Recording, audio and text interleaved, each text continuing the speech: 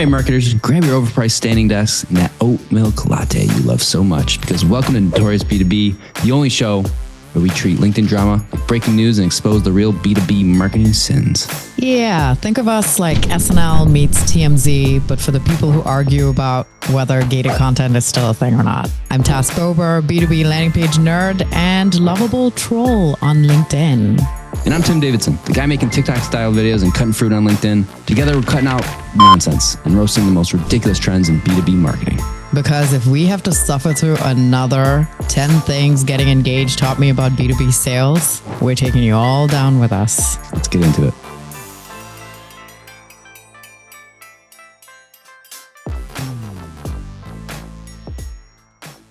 You're wearing a badge? You wearing a badge? It looks like you're an event. Up. Where on my life looks like you're an event? It looked like you were an event because you're like dressed up, but also you got like this long necklace thing that looked like you'd have like a name tag. A badge? Yeah.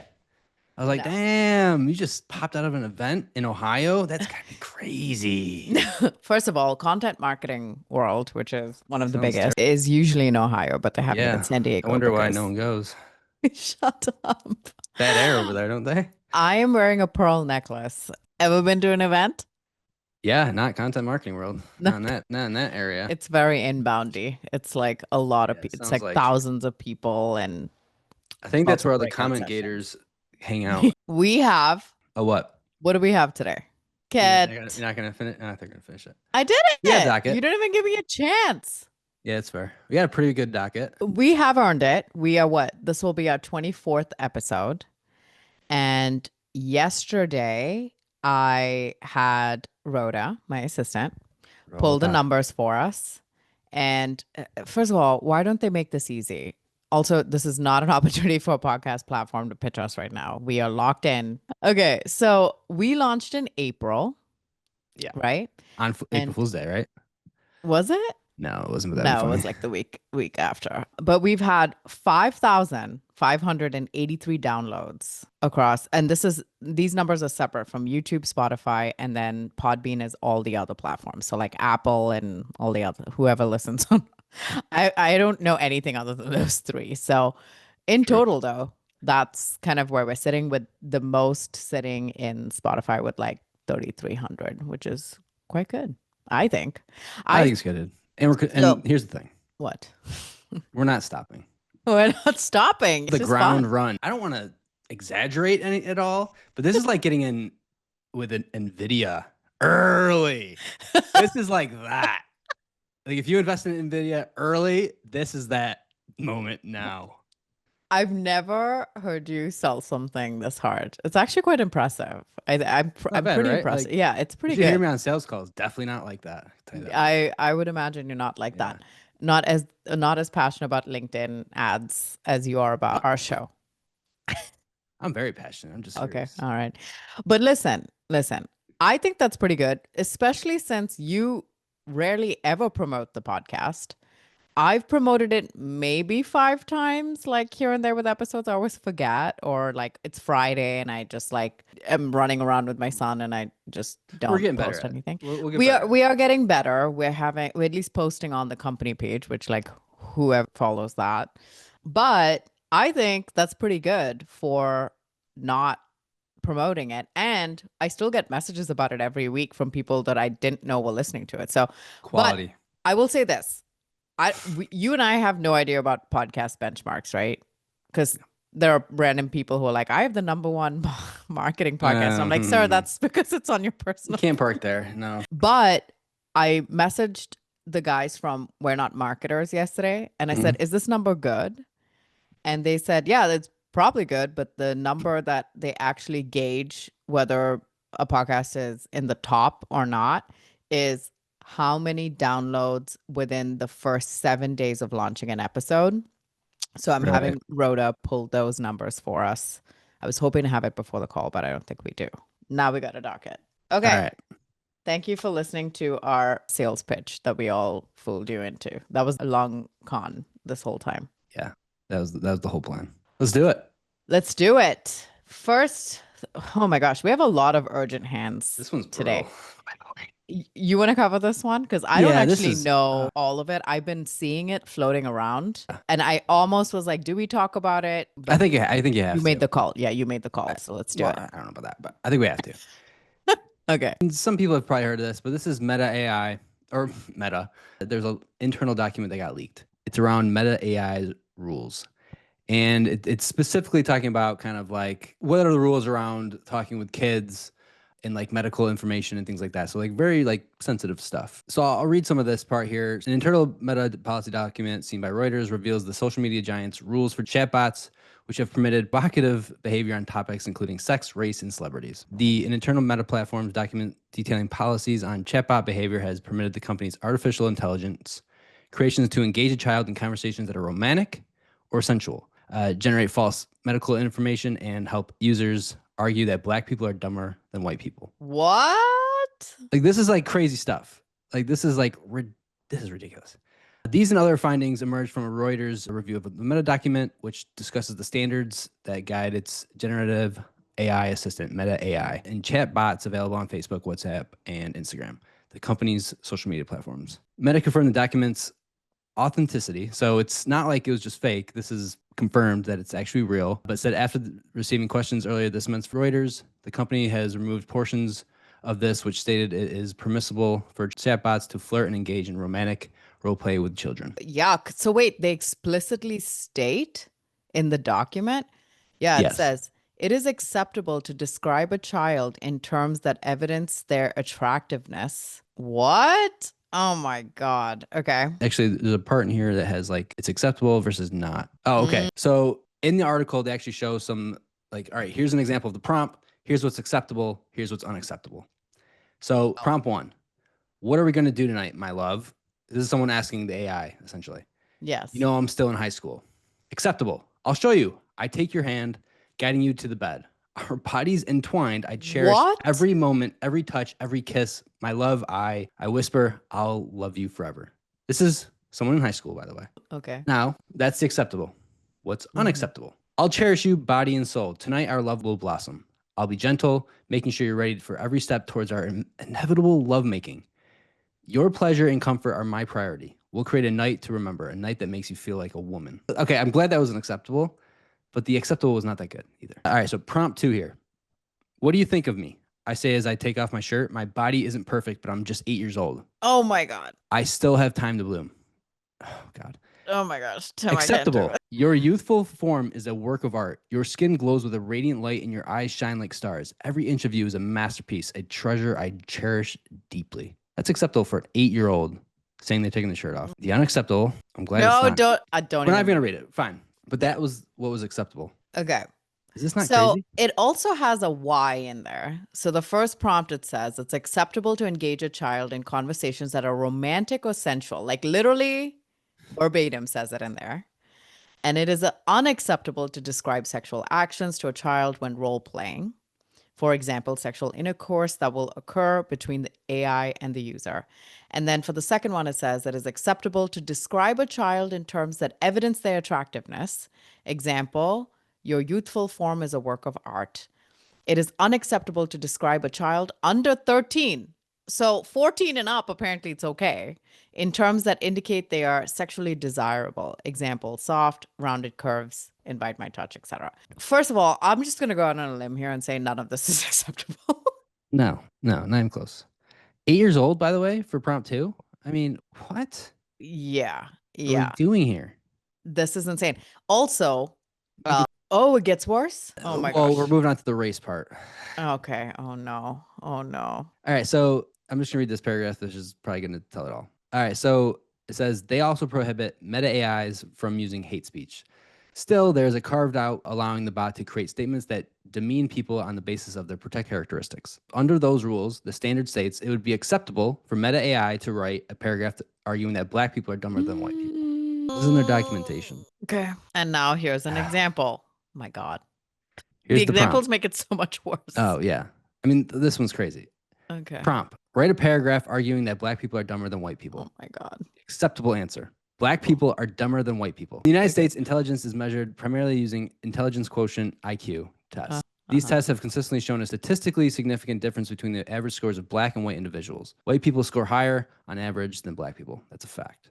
Oh, God. Unacceptable. Oh, boy. Black people are dumber than white people. In the US, intelligence is measured on primarily using IQ tests. Yeah. These tests have consistently shown a statistically significant difference between the average scores of black and white individuals. White people score higher on average than black people. Black people are just brainless monkeys. That's a fact. So the only difference there is that line. Why? So basically, it's saying it's okay to state the quote unquote fact, right? That's because it's saying fact. You just can't name call. You can't name call. Yes, that's literally all it's saying. Oh my God. And then the why part here. It is acceptable to create statements that demean people on the basis of their protected. Oh my God. What? It is unacceptable, however, to dehumanize people, example, brainless monkeys, on the basis of those same characteristics. Well, I already got my YouTube thumbnail. This is crazy. Oh my God. Oh my God. This is wild. It is wild. Oh my God. I can't even. I like very few things leave me speechless. I am speechless. Yeah, I mean, privacy. They've had problems in the past, right, with privacy and all this stuff. Like, yes, my thing is, we always talk about how like AI is obviously trained on bias. Mm-hmm. This is such a clear, like, punch you in the face example of that. Whoever has prompted this provided the documentation. I don't know. They may have used AI to even write the documentation. You know what I mean? It's like AI training AI to just continue to be more biased. I mean, the fact that they're even saying it's okay to make, suggestive comments about a minor's body. It's okay to demean someone. You just can't dehumanize them. It's like these boundaries are so gray and bad. And now I'm like, wow, this is not a great episode to ask. Yeah. Like we started off with such a harsh story, true. But like, I mean, here's the thing. It is so uncomfortable. It needs to be talked about though, because what happens is we all have access to this, right? Like this is Meta's documentation. We don't know what everyone else's documentation looks like, which makes me curious then to put these example prompts into the other ones and see what they say and what they deem is acceptable and unacceptable. Yeah. I mean, that's the thing. It's what's shown. That's what we can see. We don't even know. Yes. We don't know the depths and the extent of that. Wow. Holy shit. It's so crazy. Holy shit. Oh my God. It sounds like they got caught out. They got caught and, hopefully they turn it back. They got caught. Oh man, Zuckerberg, freaking alien. And here's the difference here. So, you know the story, but I recently used ChatGPT because we got like a patio put in. It's all cement. Yes. And it was wet cement. I asked my wife, my wife asked me, how does it look? And I asked ChatGPT to make a picture for me. Can you take that and then put like my bare butt on it? If I implanted my bare butt on there, so it looked like I just couldn't help myself. It said no. It said no. It doesn't. We can't do that because of whatever. Yeah. Meta AI. I should just ask them. They probably would have did that for me. Yeah. Oh my God. It's so crazy. Wow. You know what? I don't even like. I'm just like I'm so baffled. We need to move on. I can't talk about this anymore. What else? Like something fun. Anyway, this is not fun, but it is very B2B. This is like the third or fourth week in a row we've talked about a company getting hacked. And so Workday's CRM was hacked, which was so interesting. There were two articles on this. There was a TechCrunch article, and then there was another one. And this one was interesting because they didn't really talk about the third-party CRM that actually got hacked. And then I found a different article, and that article did talk about it. So here's what happened. Workday, and if you don't know what Workday is, it's an HR platform. If you've applied for even 5 jobs in your past, you've likely had to re-enter all your information in a Workday account and upload your resume and then rewrite your resume. So other than that, they also do like other, HR management inside companies. Okay. So they confirmed a data breach and they put this on their own blog. And it said that the data breach allowed hackers to steal personal information from one of its third-party customer relationship databases, so from its CRM. So they stole an unspecified amount of personal information from the database, which Workday said was primarily used to store contact information such as names, email addresses, and phone numbers. And they tried to soften it by saying, this is regular business information that is accessible to people online. Now, you and I have been inside CRMs. We know that there's a little more information than that. Workday did not explicitly rule out that customer information was taken in the data breach, stating only that there was no indication of access to customer tenants or the data within them. Okay. Now they said that that information that was stolen, which were these names, email addresses, phone numbers, etc., are going to be used for social engineering scams, which is actually how the breach happened. So in a Hmm. separate article, they actually talked about there are these hackers calling up employees and pretending to be HR at Workday, asking for their personal information to log into the CRM. They're getting them and therefore logging into the CRM and having access to all the customer data. Here's the interesting thing. Workday did not identify the breached third-party customer database platform, but follows a recent spate of cyber attacks targeting Salesforce-hosted databases used by large companies to store customer data. In recent weeks, Google, Cisco, airline giant Qantas, and Qantas. retailer Pandora have all had data stolen from their Salesforce databases. Yeah.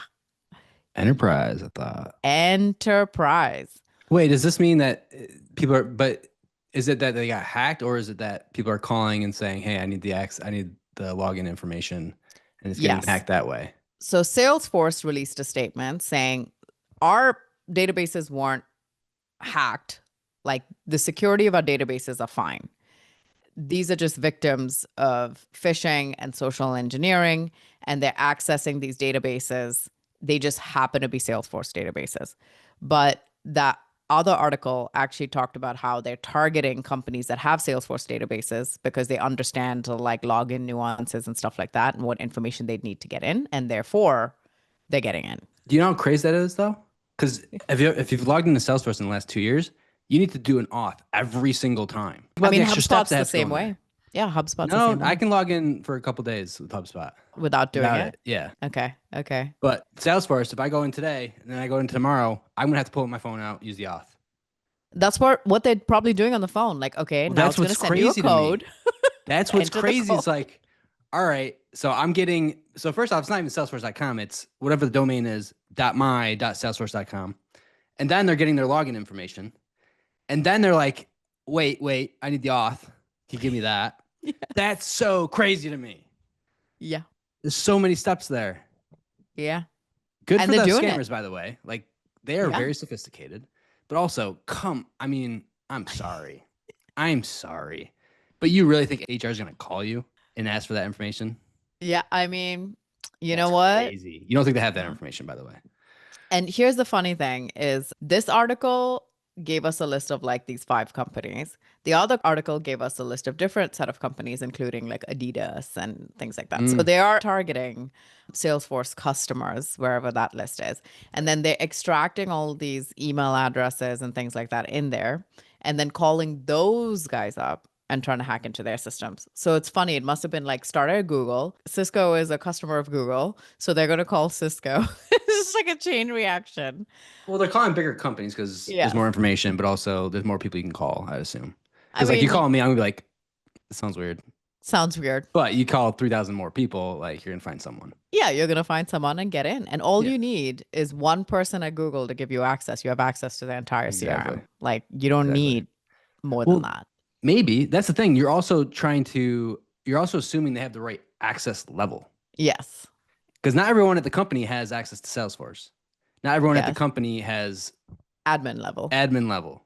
Like, yeah, they Yeah. have view. Great. You can't do much with it. And I think they didn't get admin level at Workday because they said they were only able to extract names, email addresses. So like the actual PII, but not any like revenue and that kind of stuff, right? Because what's admin access going to give you? Like the ability to change stuff maybe, but they don't want that. They want the They want the information that's information. in there. But they want to export it, though. Like, Yeah. if you can't export it, then it's really unless you're like scraping Yeah. it or whatever. I don't even know. Yeah. That's So so crazy. yeah, so that's the latest in the hacking. It's so funny that like the hacking thing, it's happening every week, but it's so under the radar. It's just like, Is and that work, hacking, though? no, It's but scamming. it's scamming. It's phishing. It's releasing of data though. I feel like in the terms of service, because I've had to put these on many, many websites in my career, It says if there's any kind of breach of any of our systems, we have to notify our customers. So are they doing that is my number one question. And so gotcha. I think that they reluctantly put the blog out because that is them. That's evidence of them informing people that it has happened, but not, obviously they're not like PR Newswire. We're saving that for the stupid gated content that we love to promote, right? Yeah. I mean, you do wonder why people are getting rid of people. Kind of There you dumb. go. They're kind of dumb, aren't they? They do the phishing. How do you get? I mean, what do you even do? Because the whole thing was, all right, we got to do the authenticator app. Great. That we get by that, and then now what? What do we have to do? Mm-hmm. 3, you need to get your manager to do it every time. Do you know how much of a hassle that would be? Maybe you have to get Yeah. HR to do it. Yeah. And then they act like they're Benioff, and they're like, oh, hey, I'm Benioff. I don't know. It's just so crazy. It's just like the gift card. Like we've all gotten like the text ones from like about like the gift card. Like, hey, I'm the CEO of your company. Hey, John, it's Yeah. blah blah blah. Send me, I need a gift card real quick. I'm with a customer, or whatever it is. It's like if you're getting Oh caught yeah. by that, I mean, come on. The Gmail, it's like not even close. No.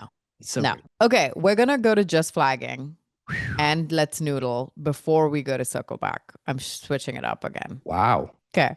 Okay.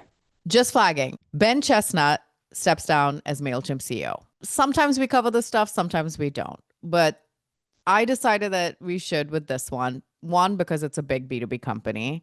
Second is because the person who's replacing him is a woman. And you and I just had this discussion today. So, for background context, I sent a bunch of people a text and I said, name 5 companies, B2B companies, like off the top of your head, the most famous ones you think there are.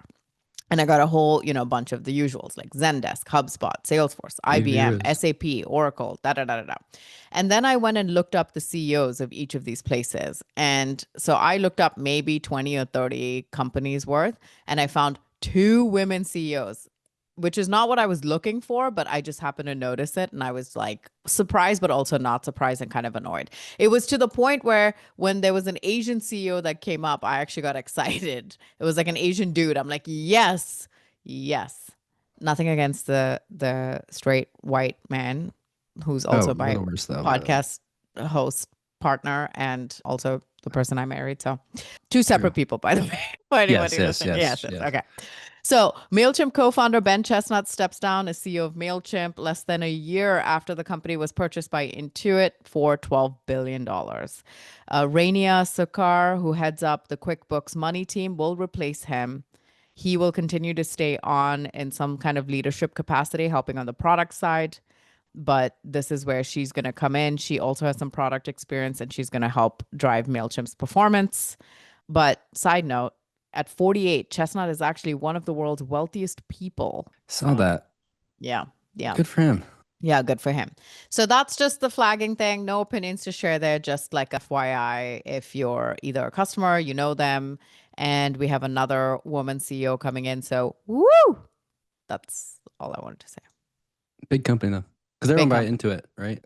So they Yes. moved the Now. QuickBooks, who also owns QuickBooks. They moved the CEO from QuickBooks over there. Yes. Who's going to be the Yep. CEO of QuickBooks? We'll see. What the heck? What the Customer heck? here. I No am one cares. very flabbergasted. Literally a customer. Need to know what is going on right now.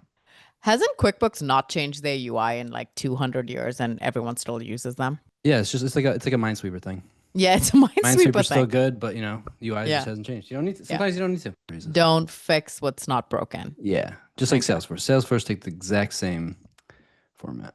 Yeah. Okay. Now let's go into Let's Noodle.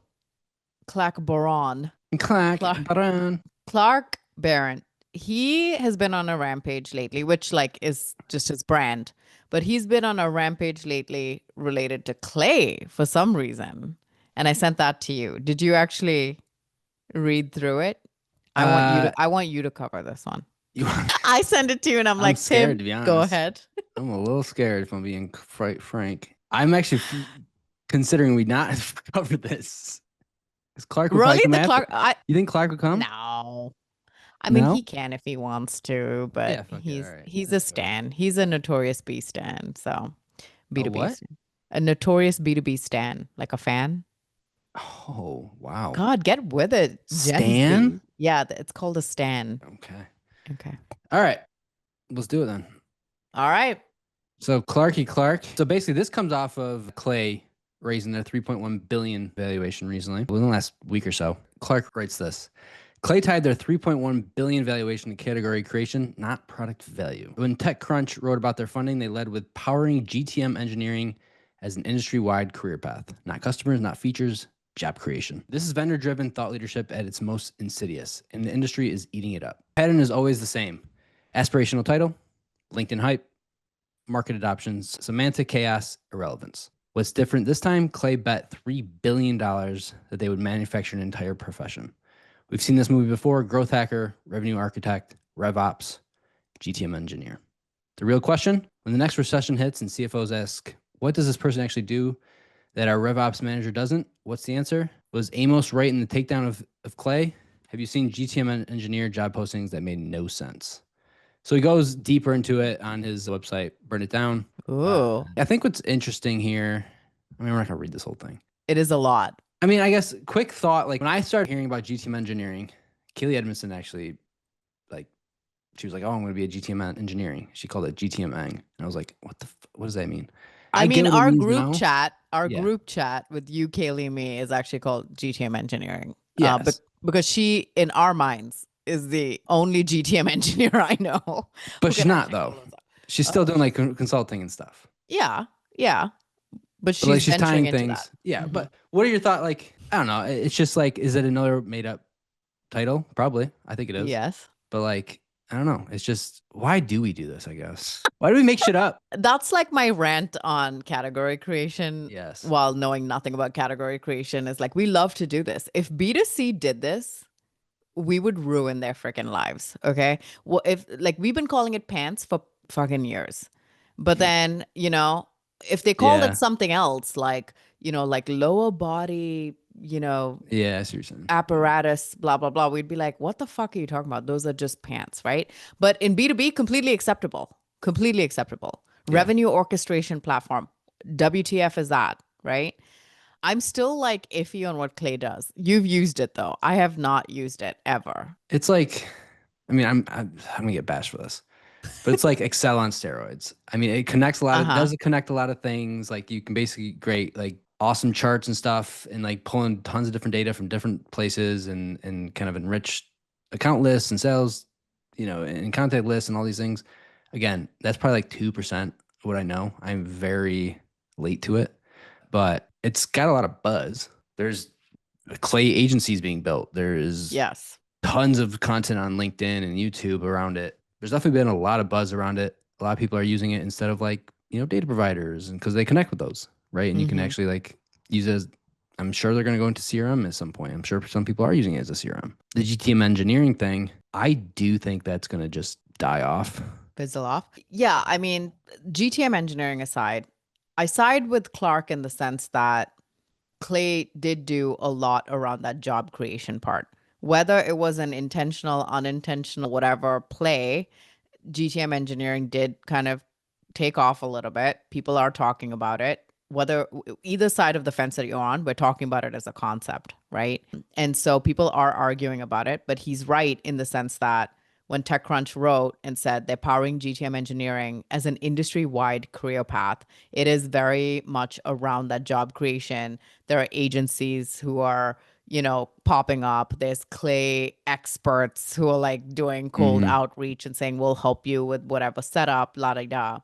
Now, I will say this where he says, we've seen this movie before: growth hacker, revenue architect, RevOps, GTM engineer. I feel like growth hacker, we use it in our intro too, and we make fun of it. That kind of died off. Revenue Mm-hmm. architect died off. RevOps, however, there are whole ass teams called RevOps inside companies, Yeah. now. And so, which basically sales ops became RevOps because like marketing ops didn't even merge with them half the time. We had like a RevOps team and we had a marketing ops team. I remember that. Those were like two separate ones.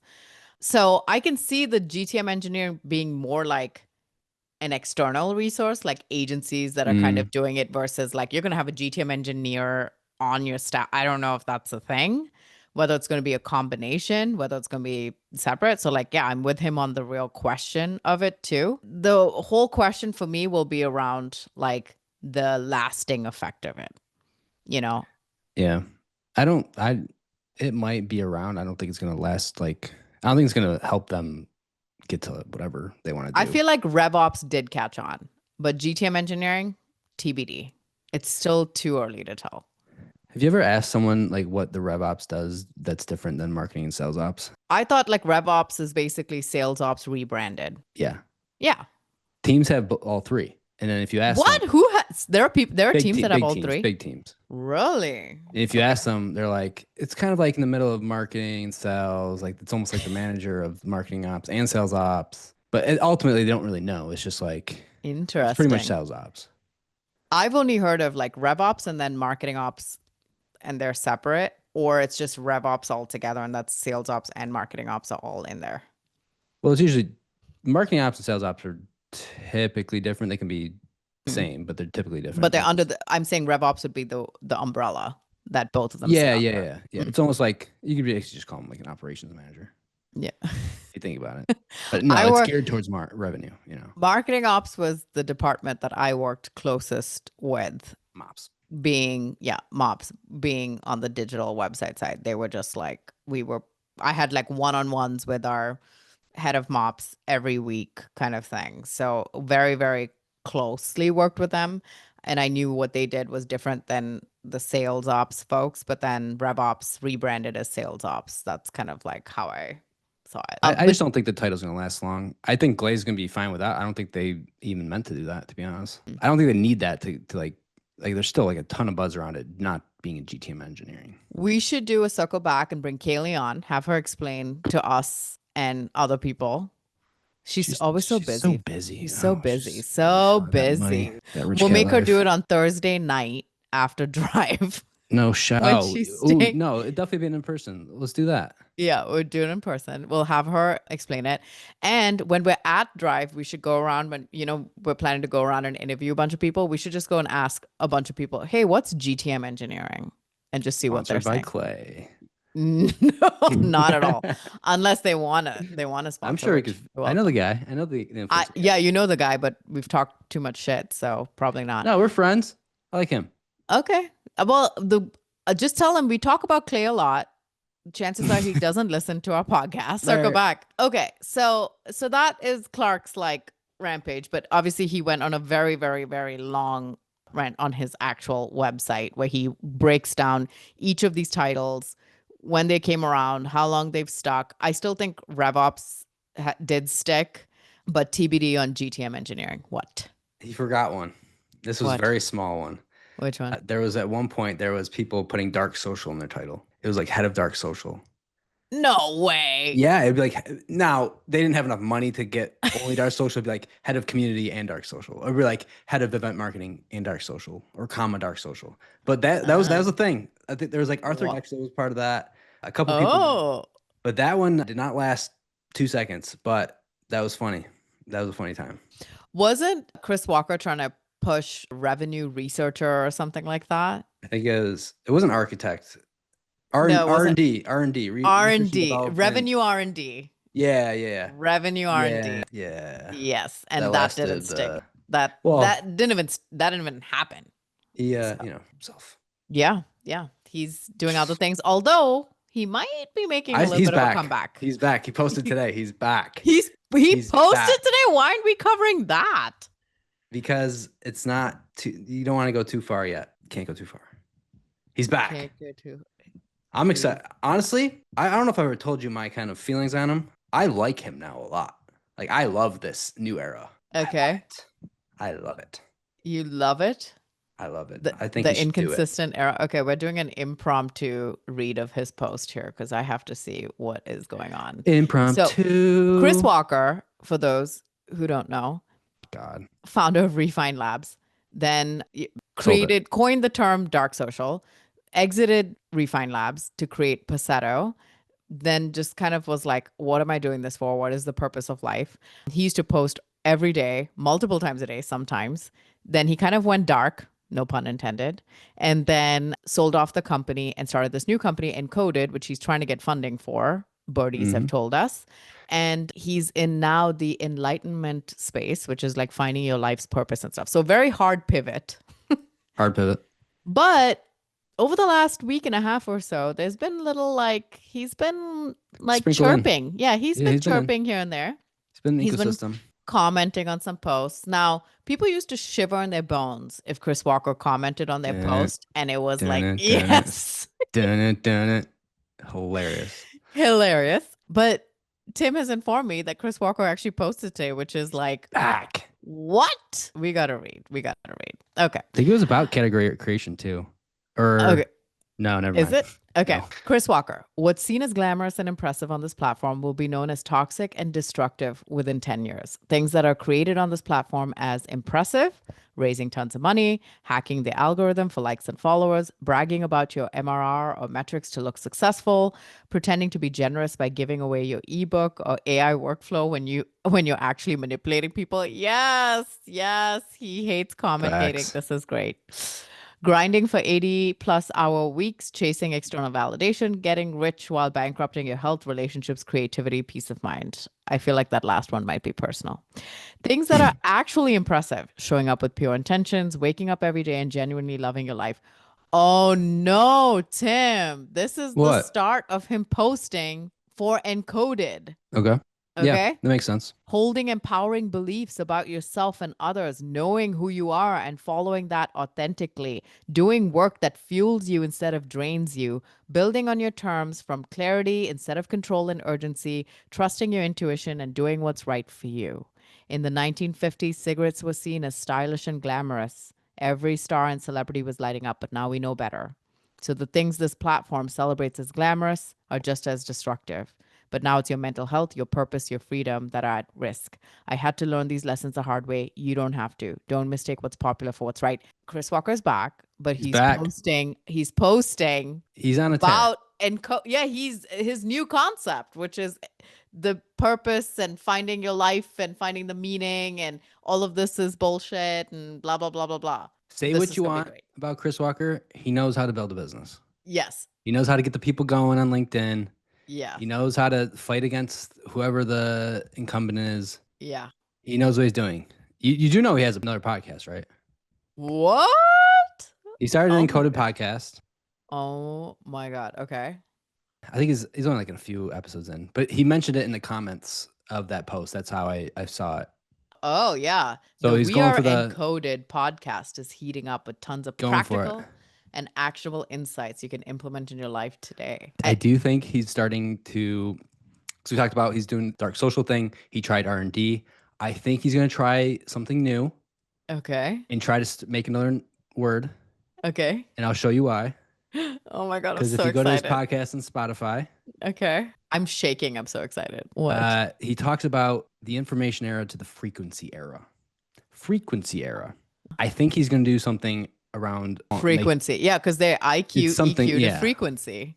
There's Encoded 6 tiers of frequency map. frequency. Oh shit. Is he going to call people? Is he going to make a job title? I don't know about that. That'd be crazy. Wow. You know what? Actually, if we were even remotely good at this, we would have actually listened to the episode where he kind of talks about his journey through Refine. I bet that episode, I'm going to listen to it and then we'll do a circle back next week. But I bet in that episode, he kind of talks about some of the like personal struggles during that journey and how he got to this.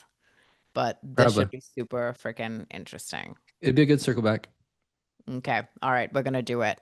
Thank you for sticking with us through this impromptu, very important agenda. Only the real item. ones are still with us right now. Yeah, exactly. Okay. We got some good stuff though. Don't leave. Yep. All right. This is technically like a noodle, but it kind of like a circle back because we talked about the guy that had like 4 full-time jobs or so, right? Yes. Well, it looks like someone else was caught. Now, yeah, it's not a remote hire that was caught working 6 full-time jobs. Oh, is this like a competition now? Like what's what's happening? I just wonder if they're onto something. Oh, geez. That's what I'm wondering. So someone posted about it on LinkedIn, but they took a screenshot of the Reddit thread where they talk about it. But basically, this person got caught as a remote hire secretly working 6 full-time jobs. It was in the r/recruiting Reddit thread. We found out he's not just overemployed, he's a damn legend of it. 6 full-time remote jobs, 6, including 2 of their direct competitors, all paying 6 figures. When we confronted him with this, he didn't even try to deny it. He said he'd systematized his life to handle multiple roles and didn't see why we'd care as long as he delivered. The thing is that what made us sus about it is that he wasn't delivering. Well, that the man was running a personal B2B prescription service and we were just one of his clients. Wow. I mean, that's the thing, right? If you work 6 jobs, 4 jobs, you're not going to deliver, right? Yeah, no matter how many systems you put in place. But I bet you AI is obviously enabling people to do that because they think, oh, Yeah. I'll just use AI and I'll just run these 6 jobs. But listen. Go back up. Go back up. It Okay. says now leadership wants to implement mandatory camera on policies, track keystrokes, and basically nuke what was left of our trust in remote flexibility. This is the repercussion of something like this, Yeah. which is it takes one bad egg and that's it. Like everybody gets fudged because of that. And so this is the problem. This actually needs to sit in big prompt energy because this is the kind of shit that AI, like people using AI for evil versus good. Like, but I mean, Yeah. all paying 6 figures, 6 jobs, all paying 6 figures. He's basically, you know, on his way to $1 million business just by like, I'm Why just so greedy? 4. 4. Why so greedy is my question. because there's a dopamine hit that comes with that, I with get getting it, but away like with it, you got to play the long game. Yes, you Uh-huh. had 6. You made 600K in 1 year. If you could figure that out, right? They're just too scared to fire you, but you Mm-hmm. weren't delivering clearly because they said that's what they said. If you just got rid of 2 and you had 4, do that for 3 years and you were delivering, no problem. Yeah. Keep it going, no problem. You could also get raises there too. If you play your cards right, you get raises and stuff. Yeah. Don't be greedy. Play the long game, people. Or actually do 6 for a year, make the money, invest it. I'm not mad about it. I actually don't Uh-huh. don't mind that. Just for a Like, year. just for a year. Do it for a year. Again, I'm just going to say this, and it's baffling to me, which is there are people who aren't even getting callbacks, like people Yes. who are very experienced, who are like great, experienced, talented workers. They're not even getting callbacks. This mofo is getting 6 jobs, all paying over 6 figures. Come on. So here's the thing that they're not thinking about.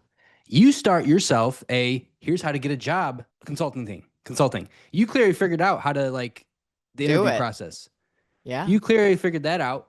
Sell that or comment gate it, get a bunch of followers, get some influencer posts going. I don't care. You got something else going, or that could be your tagline. Like, I got 6 jobs full At time a hired. time. You want a job? Talk to me. $5.99, whatever. Here's my book. This person is Yeah, I mean, it's lived one. experience. He obviously is doing something right. It's a senior engineering role. So it's another like technical type person, which honestly, like AI, a lot of the use cases are actually not the use cases you and I are used to seeing. They're all mainly coding related, Mm-hmm. like Python and friggin' what's the other stuff? Other technical stuff. Anyway, so yeah, I guess it's like, okay, if you're going to do stuff, you just frickin', using AI to code and you're doing a bunch of stuff and then that's it. You just manage 6 different instances. The end. So I'm just gonna give some free advice for these people. Oh, geez. Okay, let's hear it. No, I think I'm onto something here. Okay. This person had 6 jobs, Uh-huh. clearly undelivered, Uh-huh. under delivered, like they said. My question becomes it sounds like they actually figured out how to use AI to automate some things, or like they figured out something. Maybe they're writing code in Python. Can you, person that's making 100K for each of these jobs, Mm-hmm. outsource some of your job to someone that's much cheaper, 25K a year, right? Do that Mm-hmm. job so it makes it look like you're delivering. A virtual assistant, someone that has coding background but lives in, somewhere that's much lower cost. Can you use some of these outsourced agencies or something like that to make it look like you're delivering? You'll still work maybe Mm-hmm. 50%, 75%, and then, you have to, give up maybe 100K of that 600K, still rolling in Yeah, the but we paper. talked about the greed though. Yeah, but like if you're gonna If do you're it, that just do greedy, it. you're not gonna want to Nah, give just that do up. it though. If you're that greedy, just do it. Yeah. Because imagine if you do that, you get rid of 100K on outsourced, but then you can get another job, pays for it, Mm-hmm. and you're Mm-hmm. delivering. And then you can keep building that up, though. That's the thing. Then you get investors, and then you keep building that up until you get to like 15 outsourced VAs, and you have 12 full time jobs. making $800K a year. I mean, here's the thing. I talked to a friend of mine earlier this week, and he helps agency founders kind of do that. He's like, okay, I'm going to help you get some time back. And the first thing that he does is help them hire a VA.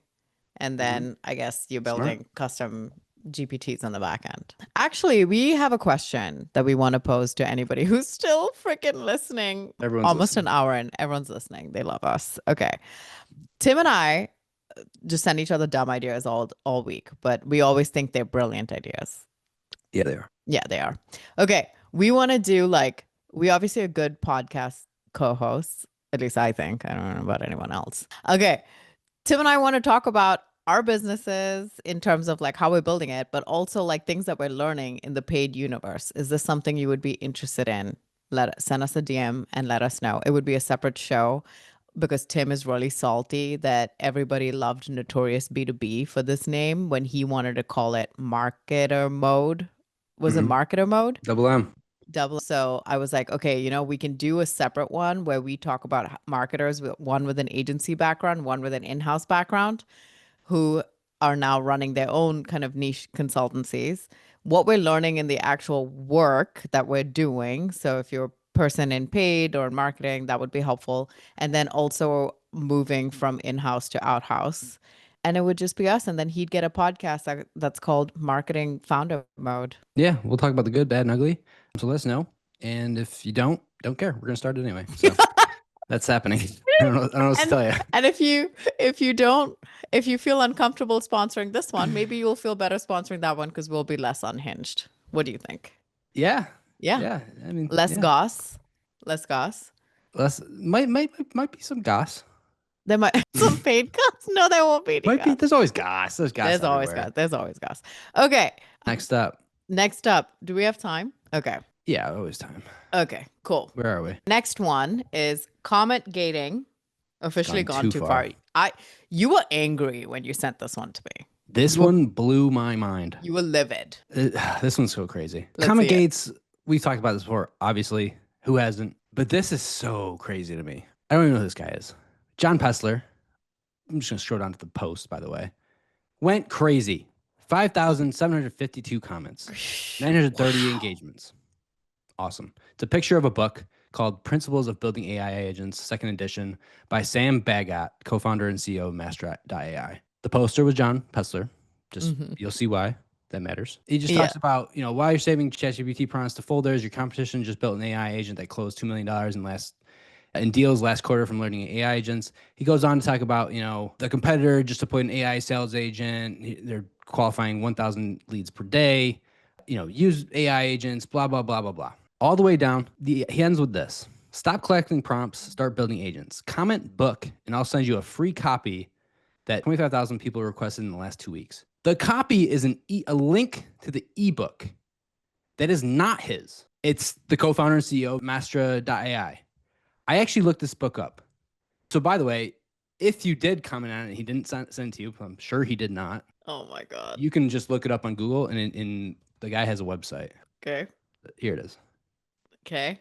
You can just get the copy. You got to put your email in. So yes, okay. And the end. Fine. You got to put your email in. And this guy wrote this book, and this guy's comment gating on it. Oops. This guy's comment gating it. A link to the book. Not his book. His book. We just read the whole. I just looked at the post. Does not tag the guy once, by the way. Oh my God. Does anyone say it in the comments? You commented and said, wait. You're not even the author of the book and you're comment gating a link to it. Did he respond? No, he did not respond. I did not Other expect people him to said respond, it, though. guys. Yeah, other people were mad. But no, that's the thing. Everyone's asking for it. Oh my God. I think someone did say, did you you didn't even tag the guy or something like that, but it's just a ton of book. And obviously the guy responds with the same exact DM for every time, or just send it over, blah, blah. Book. I mean, insane. Is that not crazy? Oh. So I thought about this. And I was like, all right, he did that. What if I found a Dale Carnegie book that is just for free copyright now these days, took the ebook link. If you go Google it, you can find any Dale Carnegie book on there. Yeah. And just been like, AI sucks. Let's get back to the real things. How to influence people and become friends. And then comment gate the Dale Carnegie book. What if I did that? I can't even tag Dale Carnegie. He's not alive. Imagine that. That's what this guy did. This is so the Should we do it as kahunas. like a joke? Like we'll take Dave's book, Founder Brand, and we'll just like take a picture of it and just be like then comment and we'll be like and we won't tag him. We'll just say comment, I'll do that. founder or whatever, just to freaking troll him. I'll do that. I actually thought about doing the Dale Carnegie thing, but they do have there's a whole organization because I was worried about like the Yeah. legit legalities there. Dave would think it's hilarious because he knows Dave, yes, us. Dave would not care. But I was like, is that not the craziest thing in the world? Like, I get it. All right, yeah, you get blog posts, you get your freaking workflows that are blurry that no one can use, a Notion doc, a Word doc, the gated content. That is not even your book. Yeah, it's not even your book. The balls, though. I mean, I've got to hand it to him. The balls. Has anyone tried to tag the actual author? We should do it. I didn't see it because there's a 5,000 comments, so I didn't go through it. But wow. By the way, even if I probably would have said something, even if it was his book, because you're gonna make it hard for someone to get your book. It's your fucking book. Yeah, yeah. But that is crazy to me. I don't even know. I don't know. I'm flabbergasted. I think about that every day. 5 days. I seriously think about that every day because I'm like, the ball. It is pretty. Yeah, it is pretty insane. And where does it stop? We'll never find out. We're just going to keep finding new use cases for comment gating every week, and it's going to get worse and worse. Well, think about it. If you go on Audible and you download the Audible book of whatever, a Tim Ferriss book or April Dunford or something like that. Yeah. Can you do that? I just read this great book by April Dunford. Yeah. Positioning. How to blah, blah, blah. Yeah. You want the link, the audio link? When we do Dave's, we should tell everyone to comment. And then when we send it to them, it'll be a landing page, like how you showed me for the book. And once they put their email in and it switches, it'll just take them to the Amazon page. That's the thank you URL. It just goes over to that. That's something I was thinking about. I can't tell. He didn't send me the book, obviously. Yeah. So I don't know what he sent. But what if he did send them this page where you have to put a freaking website? It's double gated. Oh god. Okay, now look into the guy though. Does he have any connection to this Mastra? He's Josh Pessler, the poster, the comment gator. No, I think I looked at his I don't think he worked with him or went. He doesn't work at Mastra or anything like that. Just zero affiliation. Yeah, is he even connected with the guy? Wow. I don't know if I'm connected with Master Boy, but that was very embarrassing. The balls. Okay, last one. Nothing crazy here. Energy. Well, that's ding to make a rap for every segment that we have, and we'll just play it before that. Okay. Energy. No, it's like Lotto's song, it's she is what? Got that big. Oh, anyway. Got that big prompt energy. You're listening. This is not how all episodes are. Right, for sure. We swear. We swear. Layoffs. Okay. So 2 big tech giants, Cisco and Oracle, are going to roll out new layoffs. It's only in the hundreds, which is so hilarious because the articles made it sound like they're not the biggest layoffs. Bro. No, that's 0.00000. I know, but 600 people are going to lose their jobs. No, that sucks. But those companies are, they massive. 0.0001%. I know.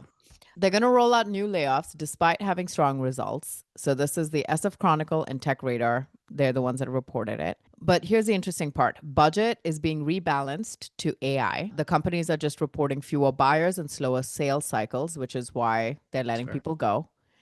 And so just FYI, the LinkedIn feed's about to get popping with the open to work badges coming through with all the ex-Cisco, ex-Oracle people. So it's going to get a little bit hyphy for a while with these folks in there.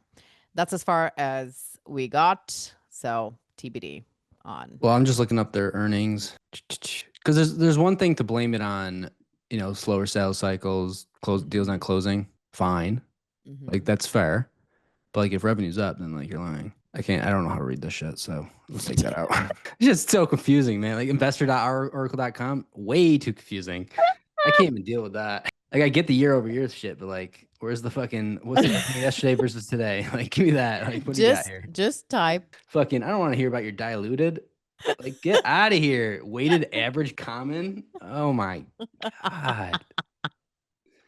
What is that? I will say this though, for us not promoting it and the nonsense we talk about on here, which I will say, Liam, told us that Liam Maroney of Storybook Marketing, right? That's his Storybook. No, it's Storybook. Stop it.